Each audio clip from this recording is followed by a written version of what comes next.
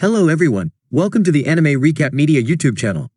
Please like the video, subscribe to help our channel and enjoy this full video. Story is staged in 1897 and it was in the era of Meiji Year 30 Tokyo. In that era, there lived a powerful man. He works at a performance house with his master, and all he does is use his power to kill Oni, so much so that he is named the Oni Slayer. The period isn't just like any other one, and it is not like the Meiji Year 30 that you all know. And we can say this period is narrated in that dark and not so calm period. It was in the period of modernization. In the guise of civilization, the government and the people decide to purge away all the ancient creatures, the Ayakashi, Oni and other weird creatures which were honored and feared in the olden days of our parents. They called this the Great Purge, and after several years, most of these creatures were purged away from the surface of the earth, leaving the earth for only humans and living items. It is not without doubt that there are some of these creatures who could be narrowly speared and kept during these difficult periods. And some of them are in the performance house where Oni Slayer works. Oni Slayer is known for his great strength. He has a scar around his body that seems like a line, and the line goes straight to his legs. That day, he stands up from his bed and goes to have his performance. He is to fight and defeat an Oni, and as he gets there, the Oni jumps at him. He avoids the first attack, and he tries to hit the Oni, which he successfully does. After Oni recovers from that injury for the first time, he is also planning his next fight. The viewers watching the performance scream the name of the Oni Slayer and hype him up so he can win the fight. The Oni sets up again to fight. He runs to hit the Oni Slayer, who at first pretends not to see him coming, then slides under the Oni and slits his entire body until he dies. Everyone viewing that fight scream. Happily, they enjoy the view, and the referee for the fight declares that their very own Oni Slayer, who has been the best one, and the undefeated one is the same one who has won the fight. While the referee tries to sing his praise, the Oni Slayer leaves the pitch without talking or smiling at all. He returns to the bathroom, where he goes to wash off all the blood around him. After he finishes with his bath, his master comes to meet him. His master praises him for the great performance that he has done. The Oni Slayer appreciates his master for the opportunities. He asks him where he has found the creature that he fought with earlier. His master tells him that the creature is called the Chokra, and it was left behind by the Chichibu during the purge. The Oni Slayer tells his master that he must have had such great connections for him to still have access to the forbidden creatures even after they have been ordered to destroy them all. His master laughs at him. He tells him that although they may not be the wealthiest performing house in the city, he is still one of the biggest, which gives him the connection to have access to anything he needs to do his duty. The killing of the ancient creatures in that world is what they call a farce. The Oni Slayer returns to his room to do the thing he knows how to do best, which is no other thing than drinking. He takes his bottle of beer and drinks it until he totally exhausts its content. When he sees it is empty, he decides to buy another one. He meets the seller. The Oni Slayer takes the beer bottle without saying anything and opens it to drink. The seller asks for permission to say something, although he claims what he wants to say is none of his business, but he still goes ahead to say it regardless. He tells the Oni Slayer that he doesn't know much about him, but he feels it is better if the Oni Slayer uses the money he is using to buy all these beers to treat himself. He thought the lines on the Oni Slayer's body result from a venereal disease. When he says that, the Oni Slayer remembers the memory of being locked down in a room and chained and being injected.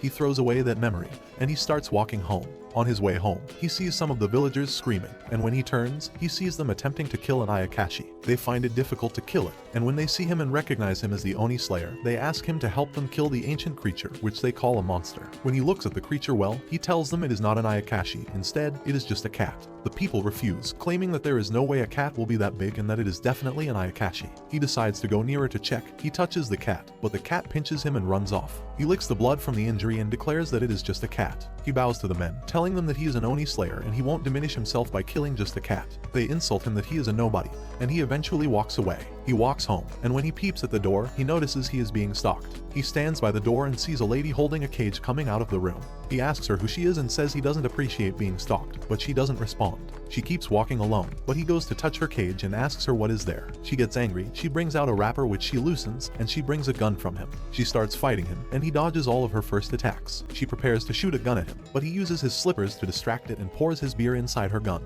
He complains to her that the beer is expensive, but she keeps attempting to hit him. Eventually, he defeats her and she falls. Instead of apologizing, she tells him that the reason she fought him is because he tried to touch her cage, and if he didn't do that, she would have gone her way. He replies that her statement seems more like a threat than an apology. She eventually tells him she has been watching him for a while, and she knows about his fights. He tells her that if she wants to know anything about the performing house, she should meet his master, but she doesn't care about that. She reveals to him that he will soon die, and if he keeps fighting the Oni and winning, he will die soon. She tells him that she knows he is just like the creature, and he is a hybrid version that consists of part of an Oni and part of a human. At this point, he wonders how much she knows about him, but she asks what he will do about that. He tells her whether she will live depends on how much she knows, and she tells him she isn't there to have an issue with him. Instead, she is there to cut a deal with him. He decides to hear her out fully. She tells him the deal will be favorable to them, and if he does it, he can live longer than he is meant to live. The lady eventually unveils her cage, and she reveals a head inside the cage. The head speaks, and the lady introduces herself as Aya Rindo, and the lady carrying the cage is Aya's maid, Shizuki Hase. Aya tells the Oni Slayer that he wants him to kill her. She explains to him that she is immortal and she can't die. She has lived for about 947 years, and her type of immortality is such that although she can't die, she also can't increase in terms of body and height. So despite being that old, she looks like a 14-year-old. She tells him that although she doesn't want to die, some time ago, a man came with a cane. The man looked like a foreigner and he cut off her body and took it abroad. If she can still get her body, it is another reason to live. But she can't get her body. She also can't die unless she is being killed by an Oni. The Oni Slayer asks how the man was able to cut off her body since immortals have a very fast regeneration rate. And she tells him that the only reason is that the man has used an Oni. The only thing that can kill an immortal is an Oni, but the Oni Slayer wonders how she could still preserve her head after an Oni cut off some part of her body. She tells him that the Oni is a hybrid Oni, just like the Oni Slayer, and his powers are also cut in half, so his power isn't that powerful to kill her. She is looking for another hybrid Oni to kill her completely. She tells him that he is a stronger hybrid Oni than the one that has killed her because his part of being an Oni is much stronger than his human part. He laughs at her, and when he sees people coming, he tells her they should leave there so they won't make her part of the performance show. They leave to a hiding place where she asks him why it seems like he wants to die, and it also seems like he doesn't want to die. She tells him that he keeps fighting Oni, knowing so well that he will be consumed by an Oni soon and he will run berserk and be killed, which means he wants to die. But when her maid was fighting him, she is sure her maid is strong enough to kill him. But he fought as if he doesn't want to die. He reveals to her that although he wants to die on the performance stage while playing.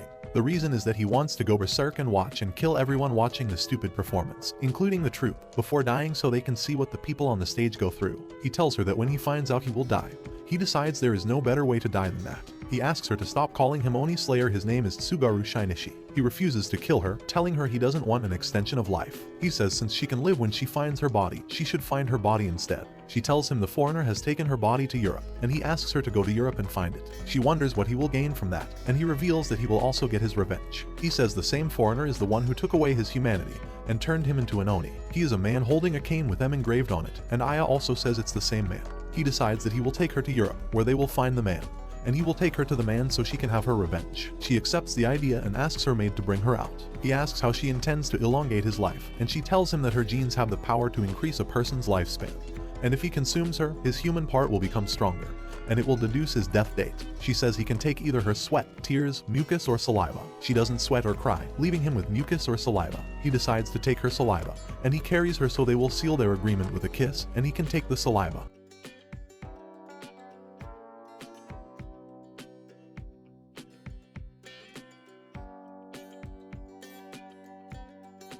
How was the video? We hope it was good. If so, please check these videos. Also, please comment down your thoughts and your suggestions for future videos. If you haven't already, please consider subscribing now to show the support to our channel. We hope to see you soon with another video right in this channel. Have a nice day.